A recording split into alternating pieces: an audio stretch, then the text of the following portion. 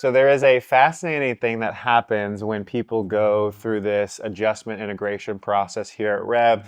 Many times they'll get a couple of sessions, and then their second, third, fourth, fifth session, they'll be like, oh, they'll get off the table after a few 15 to 30 minutes. They'll say, oh, I almost fell asleep. I was asleep on there. And I always share with them, you actually weren't fully asleep. You were actually in this different brain state called theta. And I'll explain it to them a little bit, like you have these different brain states. And most of the time I get this glossed over face, like they have no freaking idea what I'm talking about. They've never ever heard about this. So today what we wanted to do, Eric and I wanted to get on video, do this jam session and talk about... Is your mic on? It's not on. I think it's on. It's on. Oh my God, I'm so sorry. Sorry to interrupt. That's perfect. Now it's, leave that scene in. No, hopefully my mic is on and you guys can hear me. If not, you're just gonna be hearing Erica. My bad. But we're gonna be talking about the different brain states. And real quick, the brain states are gamma, beta, alpha, theta, and delta. And we're gonna talk about why each and every one of these brain states is actually important, which brain states are active and when we need to be alert, which is connected to healing, and which is, at the very end, we'll talk about a super brain really state. nutty. We're going to get nutty into it. So, we just want to introduce brain states and talk a little bit about them. And I love this topic. I feel like it's so important for people because the finite reality that we live in sometimes gets shaken up when they first come in these doors, and when clients come in where they've had all these things going on from the past of stress, anxiety, aches and pains, depression, and then all of a sudden their body starts switching gears is what it feels like. And I tell them, I'm like, it's quite literally possible that your brain is actually starting to operate on a different frequency. That's what we're aiming for with people. So to break this down with the science, we hope to empower you guys to really realize you guys are the creators of your life. And there is this amazing infinite potential that lives within you that is quite literally on the cutting edge of science. Like the stuff Matt and I are about to get into today, only few and far between people are really talking about this, but they're showing things where when we alter our brain states or alter states of consciousness, insane things like radical instantaneous healings can happen.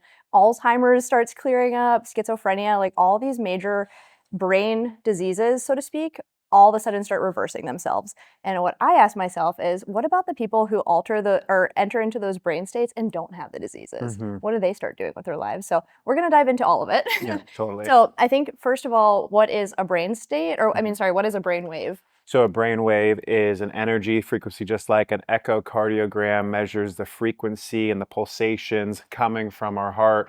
A EEG, an electroencephalogram, can actually measure the frequency coming from our brain as well. And so the higher ones, gamma, beta, and alpha, they have what's called a higher frequency. So they're much higher, much faster. The lower ones, which is essentially low alpha, theta, and delta, they're a little bit shorter and slower as well. So we're gonna dive into it. We're gonna start from the top. We're actually gonna skip number one. I don't think it falls into this category. It doesn't fall in the category because it's. I'm gonna skip ahead. It's like intensity on the body is when you're in the higher brain states.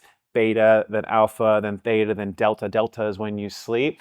But then actually there's a lot of benefits from actually being in that gamma. So let's go to beta. What is beta?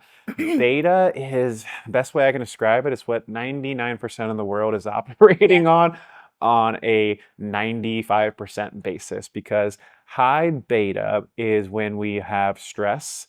It's associated with stress response. It's high levels of alertness as well, but it also decreases, if in it too long, cognitive functioning as well. So just like the sympathetic and parasympathetic response, everyone's like, oh, I want to get in parasympathetic. Well, if you have a tiger in front of you or a bear and you need to move, run, or get away from it, you kind of want to be in high beta and be alert to what you're doing and have that sympathetic response and get out of there. So high beta is essentially a very alert state in the body. And I think about too, whenever the problem with that, or I guess there's a benefit, obviously we need to be able to turn that on, fight a bear if we need to, run from a dog, something like that. But I think a lot of people are so used to that, where beta is, there's kind of a line between beta and alpha for me, where beta is more like the conscious brain, or like the 5% of awareness, things that are happening in the outside world is more real to us than our inside world, is what I like to think. And then alpha, theta, and delta below that are like subconscious. And the beta brainwaves are designed specifically to like fire at one time. Like one area of the brain will light up at a time. Short spurt, Short right? spurts, yeah. And whenever Matt's talking about like they're kind of in order like that, he's talking about amplitude and frequency. And frequency is essentially how many cycles can happen in a time period, or how many thoughts we have in a time period. So when a tiger is chasing us, it's like gotta run, gotta breathe, gotta fight, blah blah blah blah blah blah, and our brain's going a million miles a minute. And sometimes I think that people can get locked in that, where they go home at night then, and instead of being stressed from their job, they're sitting at home with their partner, and their brain is still quite literally doing that. And then they go to lay down at night, and they can't drop into those alpha waves. They can't drop into theta waves. They can't drop into delta waves. And then they have no longer like really restful sleep, or a really relaxed state of mind, where I think that all of them are really important and they all work together. But how do we tap into them in a way that we start to utilize them and not accumulate some of that stress too, I think is the important piece. Yeah, which when you're processing, integrating in your best possible self, like you have a task that you have to really focus in, like it's kind of like an intense, like there's a deadline to happen, like you can be in that state for 20, 30, 40, 60 minutes, whatever it may be. The problem is though, because if we have all these subconscious programmings and patterns and dissonance and dis-ease within our body gets stuck in that state. Yeah. And when we get stuck in that state, maybe we don't necessarily feel stressed out, but underneath the hood, the subconscious of our entire physiology, we believe we got to get this deadline done right now. And you've probably had an experience where you had to do something and like at 11 a.m. and then at 3 p.m. you were just still like feeling that anxiousness, right? Because the body is still stuck in that high beta state. So yeah, as you said, it's just really important to, one, be aware. It's not the worst thing in the world because you need that, but we need to learn how to figure out how to regulate our system, which beta, the next phase down, the next frequency down is a place called alpha, if you want to touch on alpha. And I'll say too, I think when people come in here and they lay on the tables, and some people I've noticed, and you probably noticed too, will keep their eyes open a lot, like during the session, and I'll ask them, I'll be like, why don't you close your eyes? They're like, I literally never do that. And to drop from beta, I don't even blink. Yeah, no, like they like literally are like looking around the whole time, and their brain, that 5% of their brain is just getting hit and hit and hit, and then it takes up so much energy that the other 95% says, all right, we're going to help you out and just run on these old automatic patterns. But those people start to eventually close their eyes on the table, and I think that's like the first change that people see when they can actually start switching from that beta, the conscious, into alpha. And like 80% of our awareness actually happens on a visual level. So when we actually close our eyes, we decrease so much stimulus just for a moment. And whenever I think about like alpha states, I think about it like, well, it's all involved with the pineal gland, but the pineal gland is essentially, I've looked this up because I said this is like new science, but I had to look it up what a transducer is. It's the transducer of the body, and it's essentially like this antenna. And what an antenna does is it takes a frequency and then correlates it into a picture, like a TV screen. Like that's how we watch a TV show. It's like something gets picked up by the antenna and then the screen plays an image. That's kind of like an alpha brainwave state where we close our eyes and our thoughts are almost more visual. We're more in our heart spaces. We start to have feelings around it, and we're a little bit less outside of our analytical mind. But I think that's the first change for people when they first lay on the tables, because they're not used to closing their eyes. They're not used to slowing down. They're not used to being relaxed. They're not used to feeling safe. So they're in these high beta brainwave states, and then all of a sudden their body just calms down. And the reality is that their internal world becomes a little bit more alive, and they start to believe like what is going on inside of me might actually be my reality. It's not just based on these circumstances and situations and experiences from the past. So I think that's the biggest first change that we see. Yeah, I think a lot on the table, then just in general, alpha, the way I think of it is a gentle awareness. It's not a heightened awareness. It's not like a moving, hustling and bustling kind of feel. It's like a daydreaming, or it's reading a book and you're in the book, but you're also kind of aware of what's going on around you. That driving in a car and you're not thinking about the car, but then your mind is going somewhere else. That's typically when we enter the alpha state. And the alpha state's an interesting state because theta and delta is really where like true healing in the body begins to happen. Again, we can't just be sleeping and being in theta and delta our entire lives, because we have to live life to actually integrate stuff.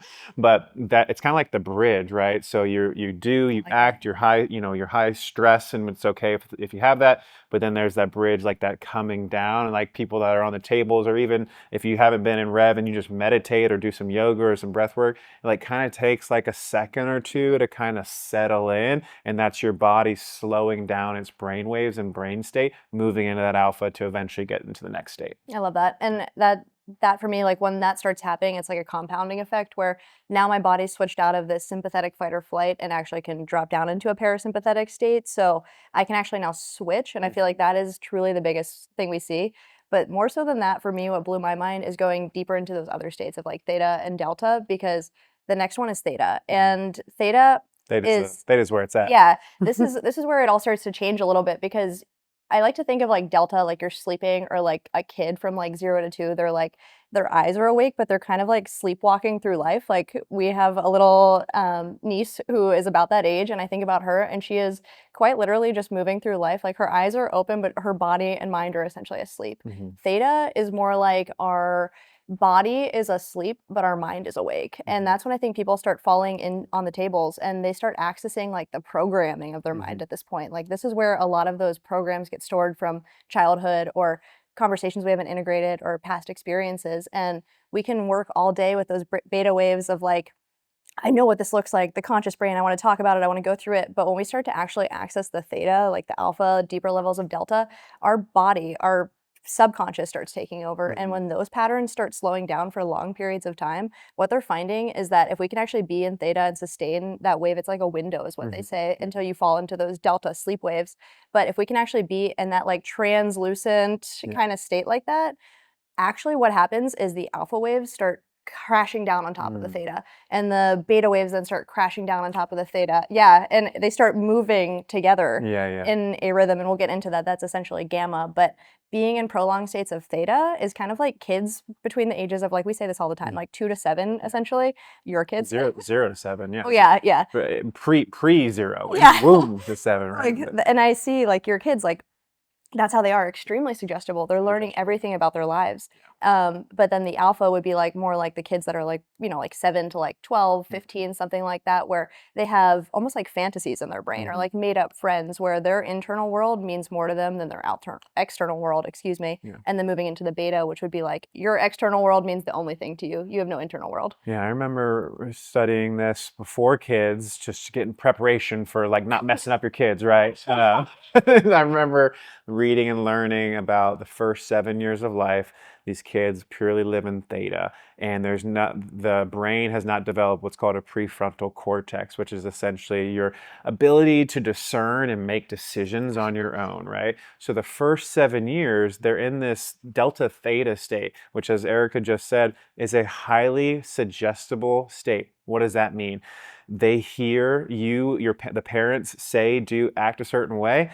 The likelihood they're gonna replicate that. I saw YouTube videos of like kids cursing, like 2-year-olds, 3-year-olds, because they don't know the word, but they hear it, and it's like this, and like some other words that I can't repeat on this video right now, but it's like they're just sponges taking it. That's why I always say, like, be careful what you say, be careful how you act, because your kids are gonna mimic that. So there's that piece of it. But then if you apply it to, okay, if I can get into this brain state through a 20-minute meditation, a 15 to 30-minute integration session, a yoga class where I'm focusing on awareness and breath, you can begin to get into those deep theta states. You actually accessing what's called your subconscious, which we've talked about many, many times. 95% of who you are from an internal state, of how you show up, how you talk, how you react in this world, is all subconscious. We're only aware of 5%, if not less. So if we can spend just a little bit of time every day, every couple of days, dropping into that suggestible field, we relax the mind, we relax the body, we get in this theta state.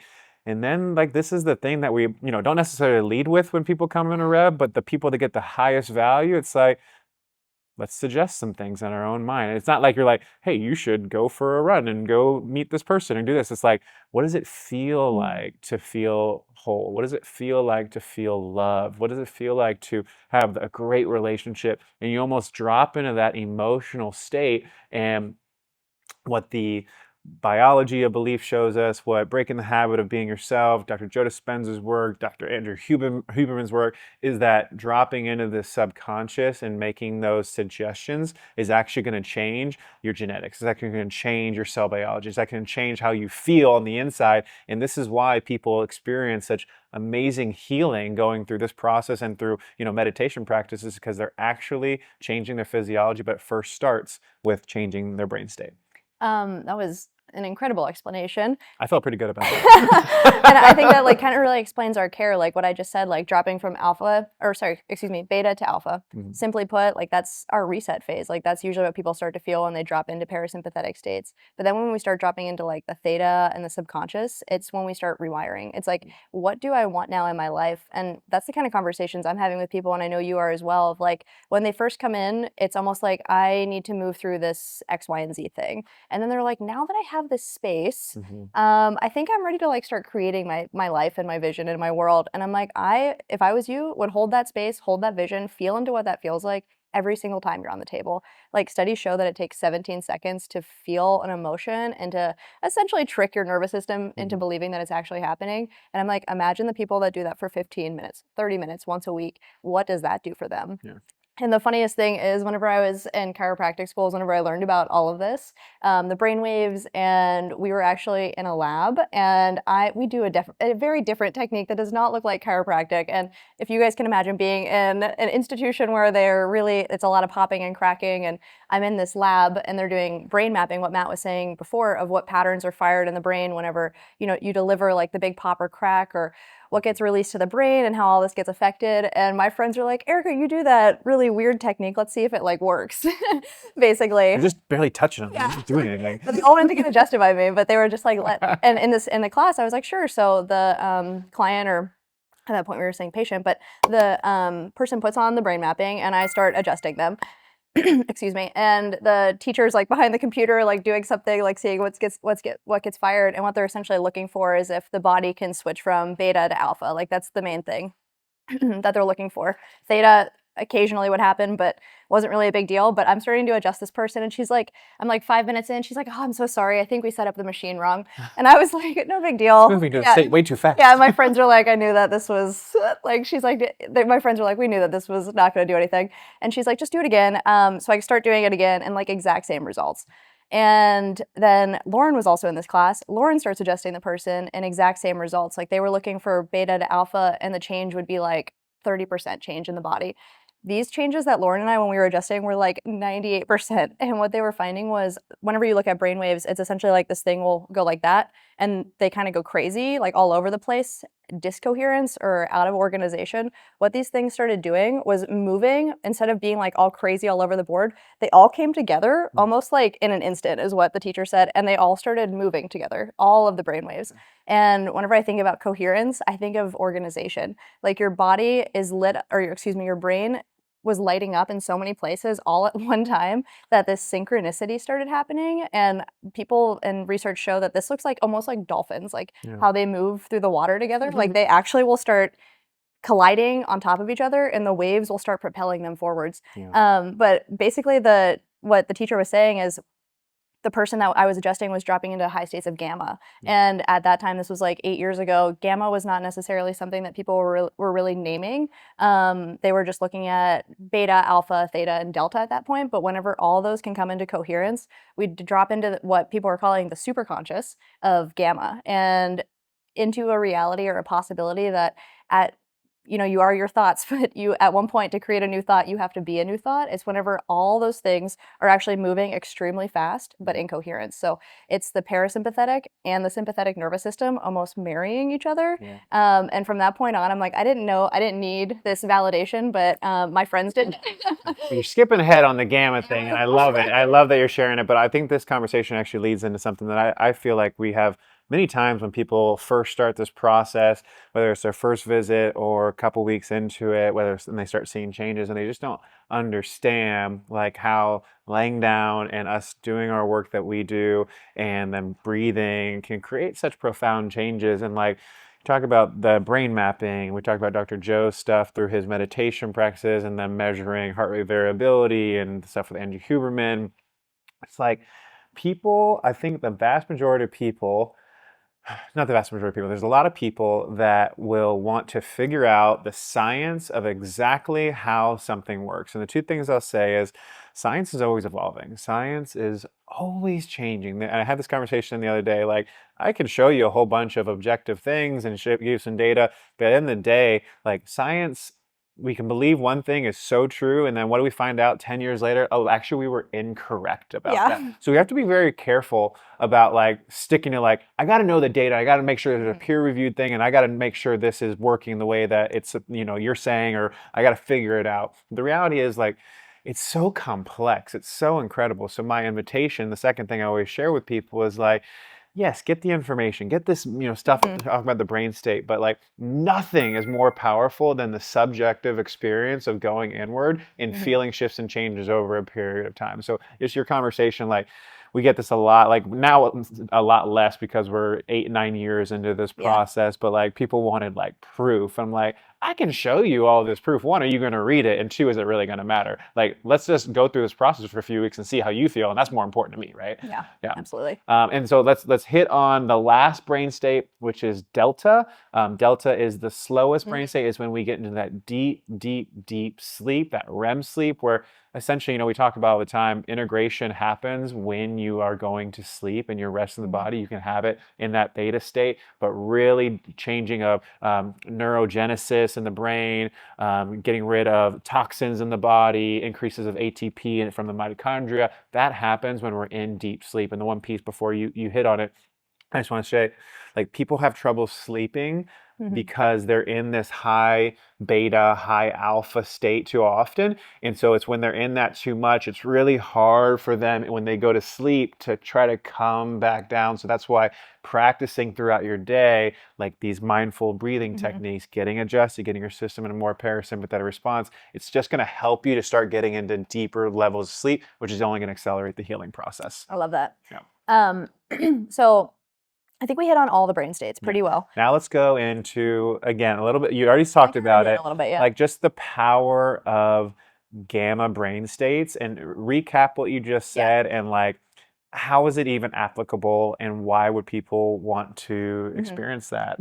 Again, we have such a population of people that have seen us, and this is just from what I've seen with them, that again, we fall from alpha to beta, but when we fall into those thetas and they're prolonged and they're for like an enhanced period of time, a lot of the subconscious programming slows down and it creates this space essentially. And it's like these, I'm going to talk about the body too, because a lot of this is the pineal gland and energy going up into our brain, basically. But a lot of energy we spend, with our lower three centers in survival. It takes a lot of energy to like create a human, to digest food, to yell at somebody. And a lot of that energy in the beginning goes out of our body. And whenever we start going into those theta states for long periods of time, we actually slow down the subconscious a little bit, or the programming of the subconscious, like those old patterns, those old things that we no longer want to be doing. And when those things slow down, it doesn't take as much energy anymore. So that energy doesn't need to be released so frequently, and it actually starts moving up. And the pineal gland is like basically extremely sensitive to pressure and pressure under relaxation, because to actually bring cerebral spinal fluid, or this pump within our nervous system up to the Mhm. top, we have to be relaxed. There are gates that actually open up in our brain and open up in different parts of our bodies when we're relaxed. Yeah. So to be in a relaxed state, but also to be able to pull pressure up to the top of our head, because we have clear, aligned centers, our body's moving how it should, we can actually start bringing energy up to the top of our head rather than just living in these three lower centers. And that's when gamma starts to get produced, because it's the pineal gland under pressure and compression of, people can do that with breathing, like a breathwork exercise, and pulling that all up in one big experience, or they can do that on the tables Yeah. and being in prolonged theta states. Our body will start actually falling into its own kind of rhythm, its own kind of coherence. And over time, when we do that so often, that becomes our set point. Like that becomes how we live our lives. I think someone asked us recently, like, do you guys meditate? And I was like, my goal would be to be in a meditative state all the time. And what I really meant by that is I would love for my body to be online and my mind to be online at the same time, where I'm living in the moment in these experiences in this gamma brainwave state, because when our body's actually in that relaxed state, it's regenerating a lot more. Mhm. Where I'm living my life, but if you could imagine, if I was really stressed or angry with you, that takes so much more energy to interact. Don't Where do it. Don't be saying from this anything. calm, relaxed state, like I can actually bring all the areas of my brain online and have a conversation. So people are looking at this with like longevity and aging as well, because in the background, if I'm not in this fight or flight response, well, then my body's not using as much energy to degenerate, and it actually can start using that energy to regenerate.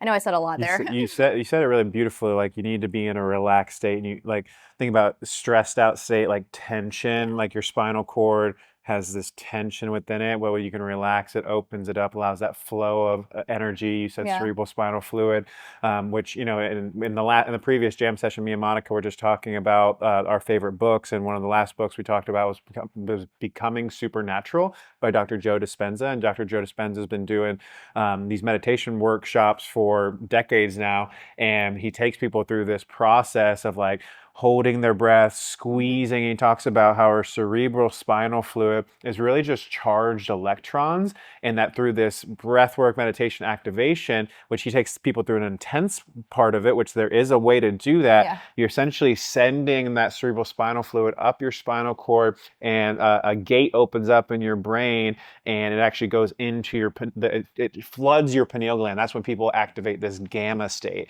and the gamma state is associated with higher levels of consciousness, super Yeah. consciousness, right? But also like these mystical experiences where you're super relaxed, but you're also in this heightened state. It's like almost like, Very you know, intuitive. it's funny. Like I think about I'm an Avengers fan. Like the Hulk, Bruce Yeah. Banner.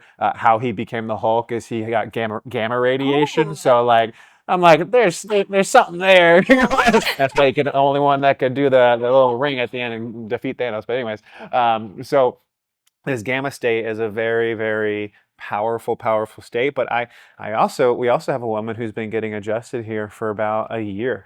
I would say this woman is not someone who is into meditation, to awareness, to consciousness. She's never probably done a breath work outside or meditation Yeah. outside of going to Rev. It is what it is. It's awesome. But just the other day, she's laying down and we flip her over, and that like 17 minutes into the process, I see her eyes just like vibrating like Hmm. insane. And I've seen this work because I've done it. It's happened in my own state, went through like deep, long meditations and then getting adjusted. But what was happening is she's been doing this for so long that she gets in such a relaxed state that all of these channels are open, and her brain state dropped down really low, and then eventually something happens. And I just remember feeling it for myself, like awareness and feeling in the meditation, the pineal gland, this thing opens up, and just so much energy starts flowing there that your eyes almost start flickering. This isn't a prerequisite to get in Yeah. that state, but if you feel that, like that's what's actually happening. Your brain is vibrating so fast, and this energy is so intense.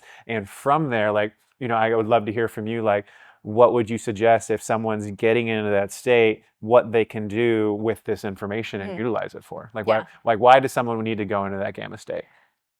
Good question. Yeah. And I want to answer this as honestly as possible. Do it. Just But go whenever we go weird. into all these different states, it's essentially different hormones that are being released in our body. Like beta is whenever you first wake up in the morning, your eyes get sunlight, and your optic nerve goes to your pineal gland, sends this hormone called serotonin, and it's like, we got to perk up. Mhm. Or to go into delta, it's like the opposite of that. But whenever we go into gamma, what is produced in our brain is one of the most is the word hallucinogenic Mhm. compounds that humankind has ever known. So it's like little tiny doses of that I mean, actually don't do this while you're driving though. little tiny doses of that get like emitted through our brain essentially, because when we're in a parasympathetic state and a sympathetic state kind of at the same time, our body's using that energy almost of arousal into our brain, but also at the same time extremely relaxed to even be able to get energy up to this top. So whenever that happens, we start emitting all these different hormones and all these different chemicals in our brain. That the hormone and chemical, if you ever heard of DMT, is what is actually released in your brain whenever all those little crystals are compressed with the pineal gland. And when we're in those states of consciousness, it's almost like our finite reality, the things that are going on, do not exist really. Like you're almost existing in a state that is much more infinite than that. And we know that. Like we only know 4% of matter, but it's these states that where we can actually start seeing potential. We can actually start seeing possibility, problem solving. And for me, why I want to do that is that whenever I go into those states, I start to see myself in a whole different light. And if I can keep connecting to that vision of myself, who I'm going to be, who I already am, all that subconscious starts getting programmed the same way, where it's like, this is actually how we start building the blocks of our lives. Like, to go into different brainwave states is only using more of our biochemistry to our advantage. Like, you could absolutely do that and take the hard way up the mountain and every single day and just go with the conscious brain and work really hard. And I think that's one way to do it. But what if this thing in our brain, because that's what a transducer is, it's an antenna, and all this piezoelectric effect with all that negative the negative energy that you were saying going up into the brain, it causes a magnet to happen. And then that magnet, whenever we have so much energy moving through it, it surpluses or overflows outside of us. And then we start attracting experiences rather than going after them. So for me, it's all about manifesting my life, creating my life. But more so than that, I want to see what's possible beyond this reality for myself. Yeah, I think look, the arousal state most of the time, like it's a stress response, and your body isn't in a place to take that in. But now imagine an arousal place in the place of complete calmness and that feeling of flooding of all those good chemicals and good hormones. I feel like for me, when I hear it, it's like really, really amplifying the healing process. And but even more importantly, it's like, why do it? It gives you more clarity. It allows you to feel more connected. And at the end of the day, yes, we want to be out of pain. We want to be out of anxiety. We don't want that dis-ease in our body. We just want to feel good, though. We want to feel calm. We want to feel connected, and we want to have clarity in our life. And they have done studies too with people that have stuff going on, like I said, with Alzheimer's and schizophrenia, but they took rats essentially, and frequency can be interpreted, I guess, through light or sound really easily. And what they did was the gamma waves are really, really fast. So they start emitting this light that's happening at the frequency of gamma to all these rats. And what they found with the rats was that that kind of frequency vibrates so much, so fast, that more grooves in their brain actually started being created. And more so than that, like the plaquing that was in their brains started to disappear. Because I think whenever we start shaking things up like that, if you could just think about that just alone, it starts dusting off all that old stuff. And then the grooves in our brain are connected to like high levels of memory, high levels of awareness, high levels of consciousness. So it's actually changing the hardware of your brain. Like, you can change the software by changing your thoughts and your career and your partner and your car. But to actually change like how my body does something is changing the hardware. And I think to drop into those gamma states actually changes like the grooves in our brain. And instead of just one area firing at a time, we have so much energy up there now. It's like every single area firing in synchronicity. And I'm just like, how is my body, how is that possible? Yeah, it's amazing. Yeah. Anything else you want to share? I think that was a lot. It was a lot. It was a lot. And I'll just end with this. It's like, you hear this, like, I want to get into gamma state right now. Like, if you've never done anything like a meditation or an integration session here at REV, like, take it one step at a time. Take 5 minutes to focus on slow breathing inhales, long exhales, and do this over a period of time and learn more from Huberman, from Dr. Joe Dispenza, from our other stuff. Just take in some information here and there, start applying it to your life. And again, the whole point of this is to create calmness, create peace, increase your parasympathetic response, and just to be more aware, because when we're more aware, we can make better choices and decisions for our life. So appreciate you guys all. Hope you guys found value in this video. If you did, please like, please subscribe, share with a friend, and until next time, have a wonderful day.